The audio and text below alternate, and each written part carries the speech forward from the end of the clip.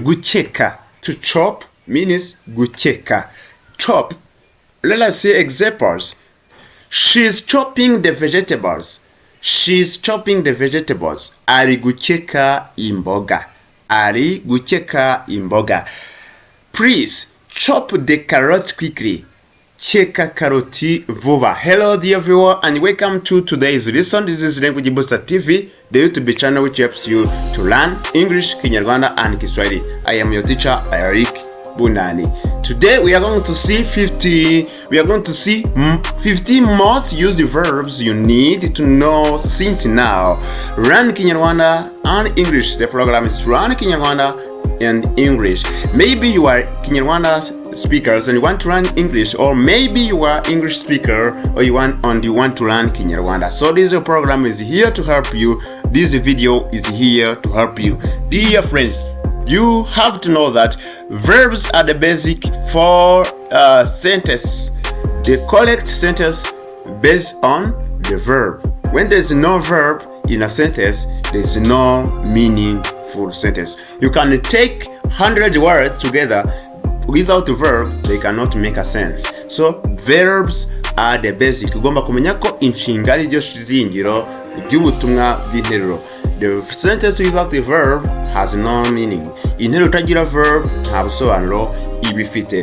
That is why we are going to learn 50 most used verbs you need to know right now. If you know those verbs, your English is perfect. You are enhancing your English proficiency. So at the end of this lesson, you will be able to make a sentence using those verbs we always encounter.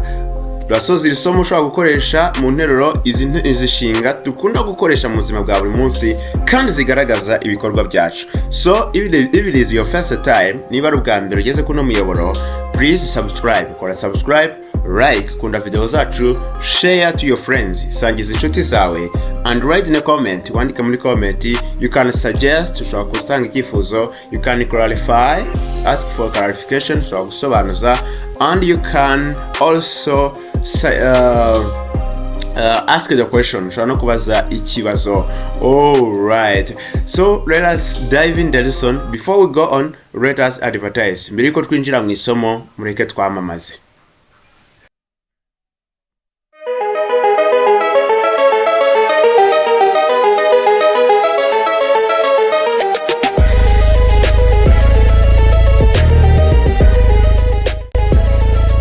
Abantu bifuza kwiga ururimi rw'icyongereza, ikinyarwanda ndetse n'igiswahili mu gihe gito bakaruvuga nk'abaruvukiyemo, turabafasha. Tubafite igisubizo. Language Booster TV, umuyoboro wa YouTube ugambiriye ku kwigisha indimi eshatu: icyongereza, igiswahili ndetse n'ikinyarwanda. Nyarukira kuri YouTube yacu kugira ngo ubashe kugera ku masomo yose twagiye tubagezaho. Wifuza gutangira kuvuga igiswahili uhereye ku rwego rwo hasi urwo rwose, twagufasha. Wifuza kuvuga icyongereza byari byarakuyobeye aho wakigira mu buryo bworoshye, tubafitiye igisubizo. Hari amasomo ari mu rwego rwose waba uriho. Hanyuma se kandi wifuza kwiga ikinyarwanda, by'umwihariko uri umunyeshuri mu mashuri yisumbuye, urashaka gutsinda neza ibizamini by'ikinyarwanda, hariho amasomo yagufasha kurushaho gusobanukirwa na ya masomo yajyaga kugora kuyumva. Ndabizi neza ko muzasanga ibisubizo kuri uno muyoboro. Fungura telefoni yawe cyangwa mudasobwa yawe, jya aho ushakishiriza YouTube, nugera kuri YouTube usakishe ijambo Language Booster TV. Niba utazi kubyandika, so mu buryo byanditse muri screen yawe, hanyuma usakishe, nugerayo uratugukira ku gafoto, ukande kwako gafoto uhita winjira mu mavideo yose ya YouTube yacu. Urashanga amasomo atandukanye, maze nugeraho utanga igitekerezo, icyifuzo cyangwa ikibazo muri komenti, wirwe gusangiza na bagenzi bawe kugira ngo ibi byiza utabyihererana. Language Booster TV, tuhari ku bwanyu.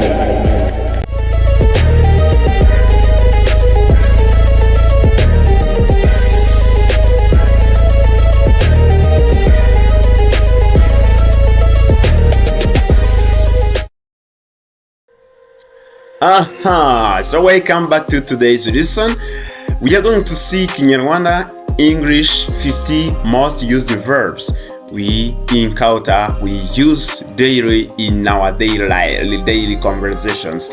So dear friend, nshuti yacu, are you English or Kinyarwanda learners? Mbese uri kwiga Ikinyarwanda cyangwa se uri kwiga Icyongereza? You must notice that. Ugomba kuzirikana iki? The verb is basic to start to make meaningful sentence. Inshinga nibanze cyane kuyimenya kugira ngo utangire gukoresha interuro yuzuye kandi ifite ubusobanuro.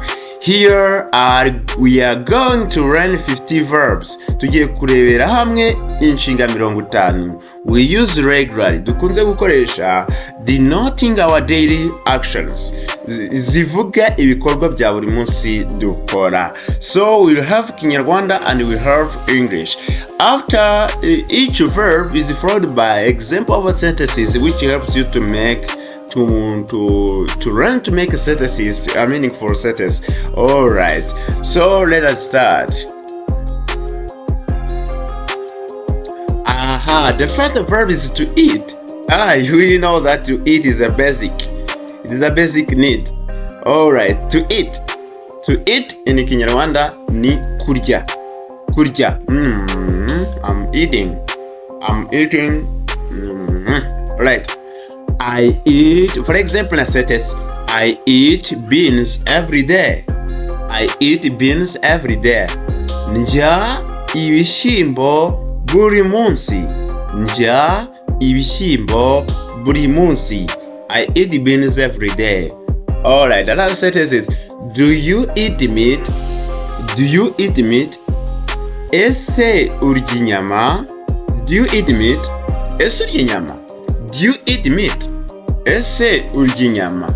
Okay. Let us go on. The second verb is to drink. To drink. To drink means kunywa. Kunywa. Kunywa. Do you drink milk? Ese unywa amata? Do you drink milk? Ese unywa amata? To drink. Kunywa. I don't drink milk. Ntabwo nywa, sinywa amata. I don't drink milk. Sinywa amata. The third verb is to wake up. So I'm sleeping. I am waking up. So to wake up means kubyuka. Well, you can ask your friend to this question and say, when do you wake up? Ubyuka ryari?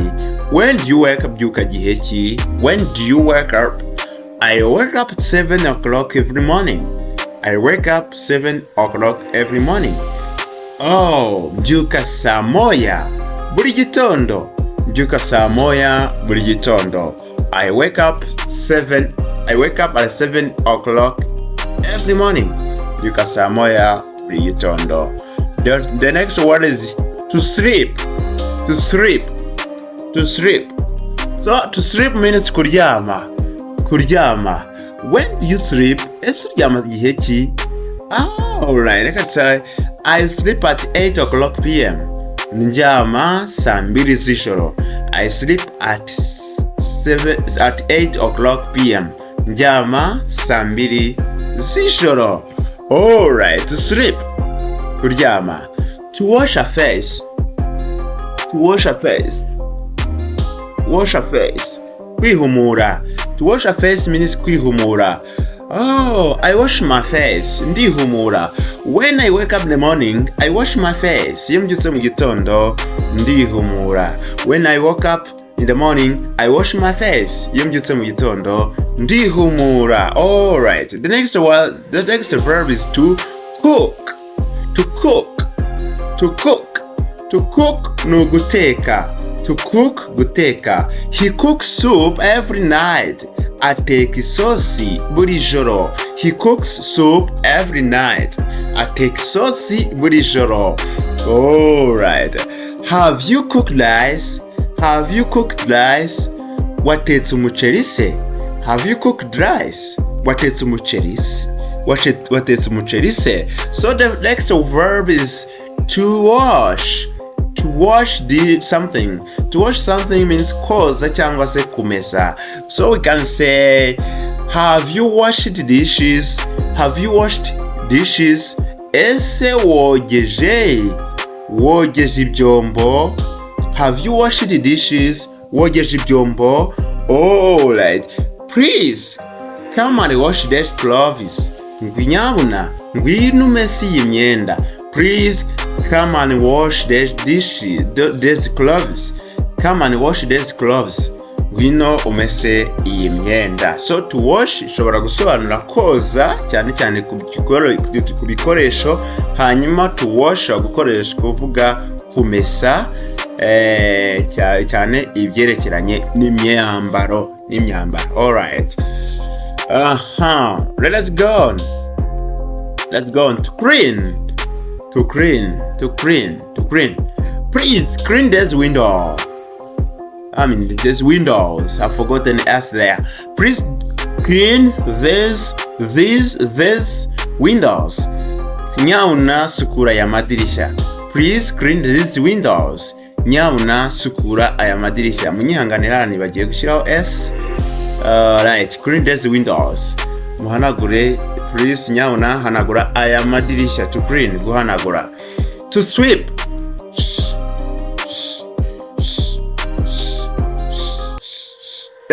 To sweep, gukubura.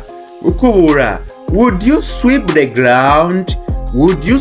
ground? Please? Wakubura imbuga, wakubura mu mbuga. Would you please sweep the ground? Wakubura mu mbuga.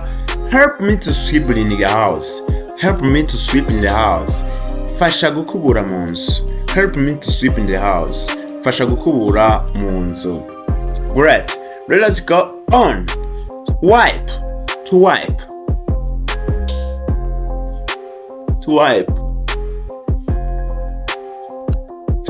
I'm wiping my shirt. To wipe means guhanagura.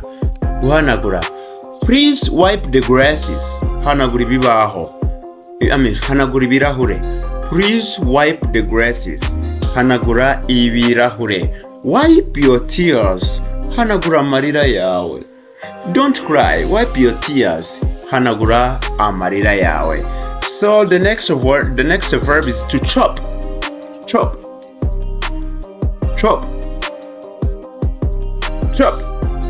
To chop means gucheka. She's chopping the vegetables. Ari gucheka imboga. She's chopping the vegetables. Ari gucheka imboga. Alright, you can say chop these carrots quickly. Cheka karoti vuba. Chop the carrots quickly. Cheka karoti vuba. Yes, chop. To chop, gucheka. Alright, the other word is skis. I'm skizing. Yeah. For example, you can say squeeze the orange. I'm squeezing the orange. So squeeze means gukamura. But squeeze has different meanings depending on the object. Bitewe n'igikurikiraho n'icyavuzwe, bishobora kuvuga gukamura, bishobora kuvuga gukama cyangwa gusesera ahantu hatoya mu kanya gato. Alright, gusesera. We squeeze the oranges to get juice. Dukamura amacunga kugira ngo tubone umutobe. To squeeze, gukamura. On the other side, you say squeeze a milk means gukama. To squeeze a milk. Do you know to squeeze milk? Esuzi gukama mata.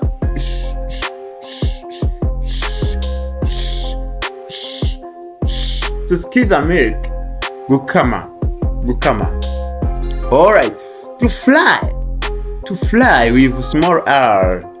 Koresheje iriya r ntoya ni ugukaranga. Alright, come and fly these vegetables. Ngwino karange izi mboga. Come and fly these vegetables. Ngwino karange izi mboga. So the next word is to help. To help means gufasha. Help me please. Nyamuneka fasha. Help me please. help me please? Would you help me this bag? Wamfasha kino gikapo? Wamfasha kino gikapo? Would you help me this bag? Wamfasha kino gikapo? The next word is to go. To go means kuja. Where are you going? Where are you going? Ugiye hese? Where are you going? Ugiye hese? Alright. Then another sentence. I went to church yesterday. I went to church yesterday. Ejo nagiye ku rusengero. I went to church yesterday. So to go mu gihe cyashize cyangwa in the past become went. I went to church yesterday. Alright. Then next word is to come. To come means kuza. Come, kuza. So come here, please. Come here. Ngwino hano. I always come to school. Mporanza kwishuri. I always come to school. Mporanza kwishuri. Alright. To see. Do you see? Have you seen Ryan? To see ni ukureba cyangwa kubona ni ikintu n'amaso. Have you seen a lion? Wabonye intare? Have you seen a lion? Wabonye intare? Alright. Another sentence. Can you see here? Ese ushobora kureba hano? Uruzi hano? Ese uruzi hano? Alright. Can you see here? Oh, that word is to look. To look nayo ivuga kureba cyangwa se kwitegereza ikintu. Kureba cyangwa kwitegereza ikintu. Look at here please. Reba hano. Itegereze hano. Look at here. Itegereze hano. What is he looking for? Ese ari kureba iki?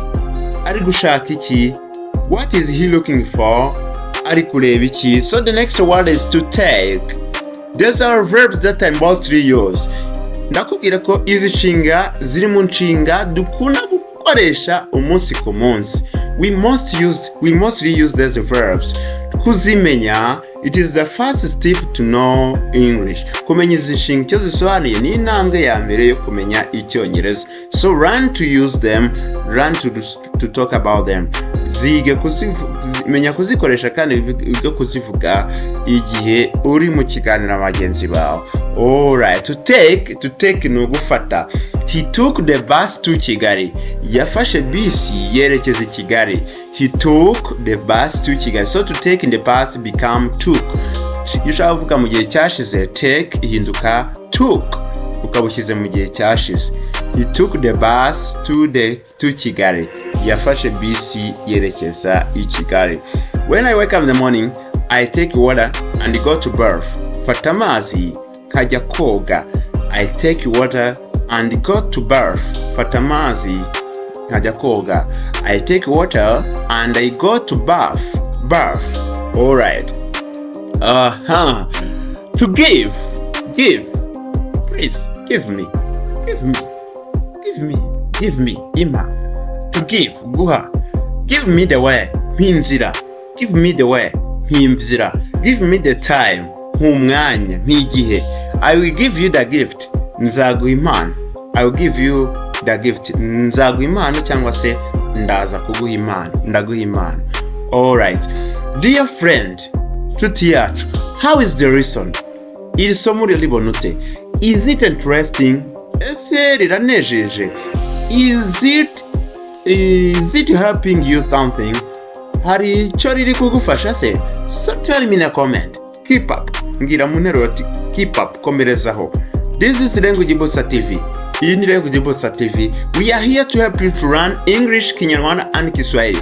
Turi hano kugira ngo tugufashe kwiga Icyongereza, Ikinyarwanda ndetse n'Igiswahili. Have you subscribed? Ese wakoze subscribe? Like, share and comment about this video. We help you to learn both English, Kinyarwanda and Kiswahili. Alright, tuzagufasha cyane rwose. Maybe you are a student. Birashoboka ko uri umunyeshuri. You are struggling to learn English. Uri guhangana no kuvuga no kwiga Icyongereza. So dear friend, this channel will help you. Or maybe you are a teacher. Birashoboka ko uri mwarimu. You teach languages. at any level. Wigisha indimi ku rwego urwo arirwo rwose. Maybe primary, nursery, secondary or university. So this channel will help you. This channel izagufasha. Dear teachers, let me inform you. Bari mu nshuti zanjye reka mbamenyeshe. Did you know that the ministry has announced that the one who will fail English proficiency test will lose the job? Ese mwigeze mwumva minister avuga ko umwarimu uzatsindwa icyongereza azahita ava mu kazi? So this is your time. Iki nicyo gihe cyawe. Run English, run languages. You will not lose your job. Iga icyongereza ntabwo uzigera ubura akazi wahawe. So Language Booster TV is here to help you. Turi hano kugira ngo tugufashe. Please suggest the reason. Tubwire isomo wifuza ko tubigisha. Owe gusa turi gutegurira. Isn't it? Sikomeze. Tell us, why can you lose your job? Kuki wabura akazi kawe? Yet we are here. Kandi turi hano in order to help you kugira ngo tugufashe. Dear students, you are planning to you are just learning languages. Remember that the English is very important. All languages, all lessons are taught in English. Menya ko amasomo menshi hafi ya yose yigishwa mu Cyongereza. So you have to learn English. We are here to help you. So you just suggest the lesson. Dusaba isomo ubundi we tukubwire. Tukwigisha, tugutegura isomo. Alright. Karagaciyemo, let us continue. To say means kuvuga. Yeah, to say. The minister said, Ministry yaravuze, no one will teach languages without passing language proficiency test. Minister yavuze ko nta n'umwe uzigisha indimi adatsinze ikizamini cy'icyongereza. Alright, say, kuvuga. Say, Peter says, I'm sick. Petro aravuze ati ndarwaye. Petro aravuga ndarwaye. To say. To tell no kubwira umuntu runaka. Tell me the truth, mbwiza ukuri. Tell me the truth please, mbwiza ukuri. Tell me the truth. Tell her to come soon, mubwira banguke. Tell her to come soon, mubwira banguke. Tell her to come soon. The next verb is to do, gukora. Alright. She does the homework every evening. Buri mugoroba akora umukoro. Buri mugoroba akora umukoro, gukora. Alright. When will we do exam? Tuzakora ikizamini ryari? Alright. The next verb is to make. To make ni ugukora ariko byo guhanga ikintu, kurema ikintu, gukora ikintu runaka ukagishyira hariya. Alright, to make. For example, you can make terraces, you can make breads, you can make bricks, you can make to make something, to create something. How do we make the breads? Nikute dukora imigati. How do we make the bread? Nikute dukora imigati. The next verb is to run. Oh, I'm running. Run. So we can say he's running fast. Ari kwiruka. He's running fast. Leopard runs fast. Ingwe iriruka cyane. Leopard runs fast. So the next verb is to work. Kugenda n'amaguru. To work. I'm working. Kugenda n'amaguru. He's working to school. Agiye ku ishuri. Byumvikane ko ari kugenda n'iki n'amaguru. Agiye ku ishuri, ari kugenda n'amaguru ajya ku ishuri. Alright, the next verb is to write. Please write your names here. Andika amazina yawe hano. Write your names here. Andika amazina yawe here. Hano. I'm writing my names. Ndi kwandika amazina yanjye. I'm writing English. Ndi kwandika Icyongereza. I'm writing notes. Ndi kwandika note. Alright. To read means gusoma. To read, gusoma. Do you know to read? Uzi gusoma. Do you not read? Uzi gusoma. Do you not read English? Uzi gusoma Icyongereza. Read loudly. Soma uranguruye. Read loudly. Soma uranguruye. Soma uranguruye. To listen ni ukumva witonze, kumva ijwi ariko ukita no kuri message, ku butumwa iryo jwi riri gutanga. Bitandukanye na to hear. To hear bwo ushobora kumva n'ijwi ry'ikintu kivuze, mu by'ukuri nta message kinatanze. Iyo ni to hear. Ariko to listen ni ukumva ijwi ariko kanaryeterpreta, ukagerageza kumva icyo riri kuvuga iryo jwi mu by'ukuri. Yes, that is to listen. To listen. Listen carefully. Tega amatwi witonze. Tega amatwi witonze. Do you listen to the radio? Ujya utega amatwi radio? Ujya wumva radio? Do you listen to the radio? Right. The other one is to sit. Kwicara. Sit. You can tell someone, you may sit here. You may sit here. Wakwicara hano. Mwakwicara hano cyangwa se wakwicara hano niba ari umwe. You may sit here. Wakwicara hano. So another word is stand up. Alright, stand up means guhaguruka. Let's stand up and sing. Reka duhaguruke turirimbe. Let us stand up and sing. Muhaguruke turirimbe. Alright, stand up, guhaguruka. To open means gukingura, gufungura. Gukingura cyangwa se gufungura. Open the windows, it's hot. Fungura amadirishya, harashyushye. The opposite one is to close. Close means gufunga. Close the door, it's cold. Fungurugi harakonje. Alright. To start means gutangira. Gutangira gukora ikintu. Let me start. Reka ntangire. Let me start learning English. Reka ntangire kwiga icyongereza. To stop means guhagarara. Stop writing, hagarika kwandika. Stop shouting, hagarika gusakuza. To call. Hello. Yes, hi, how are you? Alright, I'm fine. Where are you now? Alright. How's the situation there? Oh. And here the rain is raining.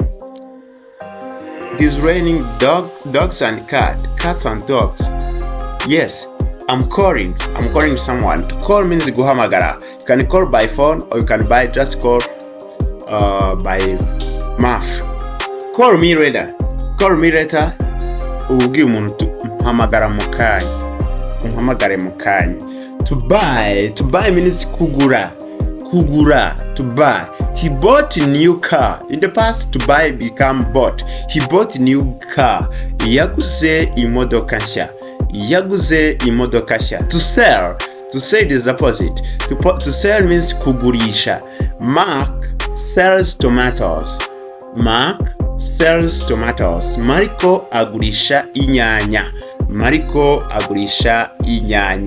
To pay means kwishyura. How much will I pay? Repeat again. How much will I pay? Ndishyura ngahe. How much will I pay? Ndishyura ngahe. Alright. You should pay taxes. Ugomba kwishyura imisoro. You should pay taxes. Ugomba kwishyura imisoro. So the next verb is to teach. To teach means kwigisha. Kwigisha. Eric teaches English well. Eric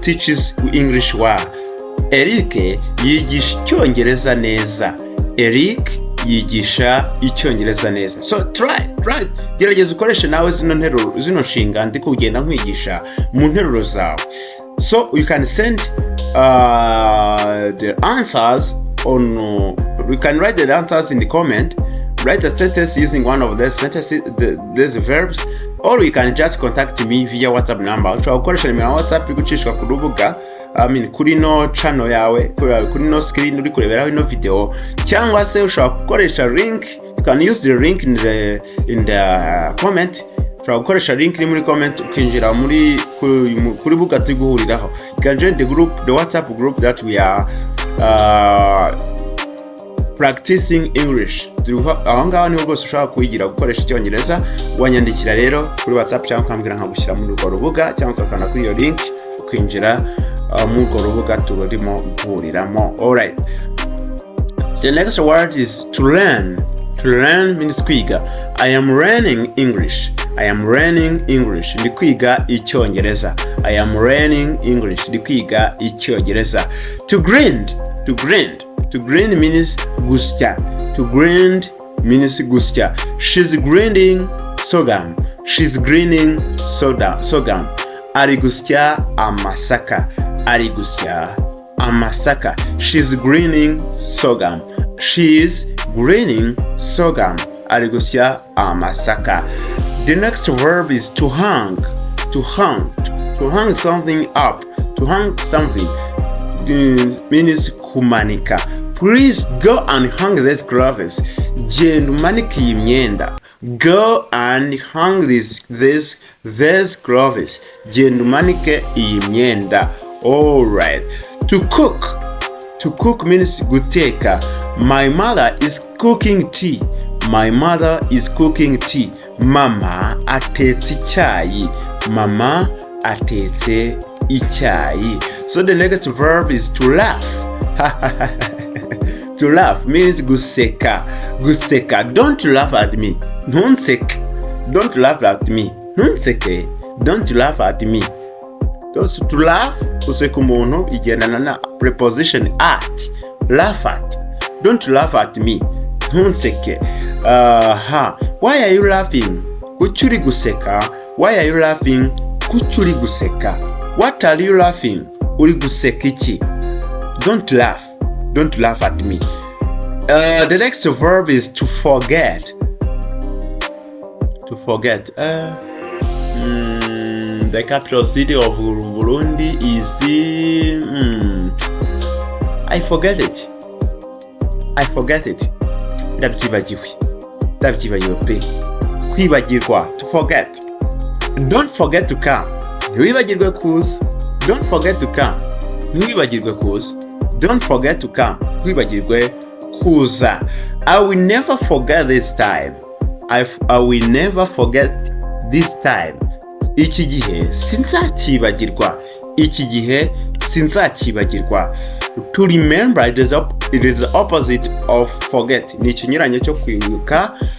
Kwibagirwa. To remember means kwibuka. To remember.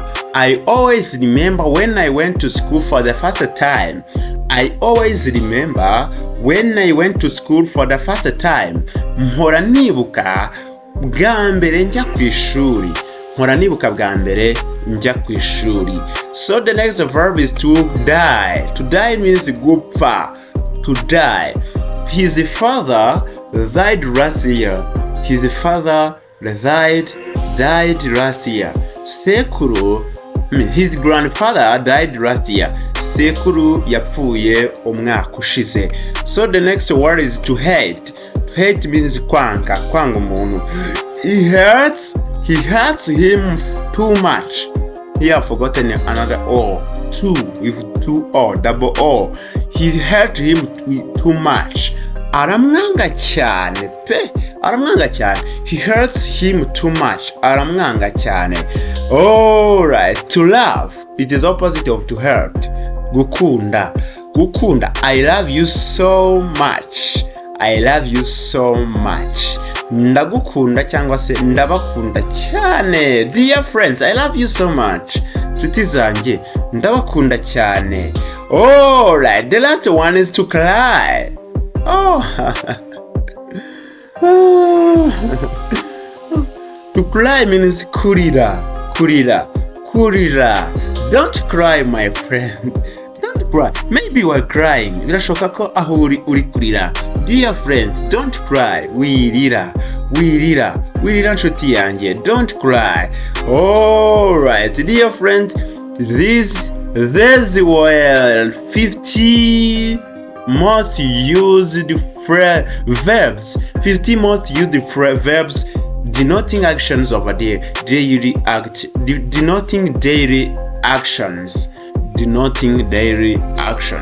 Zino zari inshinga 50 zivuga ibikorwa bya buri munsi dukora. Maybe there are other verbs. Birashoboka ko hari izindi nshinga that you have not mentioned here. Tutavuze hanga. Write in comment. Andika muri comment. Ask these verbs. What does this verb mean? Ushobora kumbaza ati iyi verb ishatse gusobanura iki mu Kinyarwanda? I can help you. Ukashobora kubaza ati what does this verb mean in Kinyarwanda?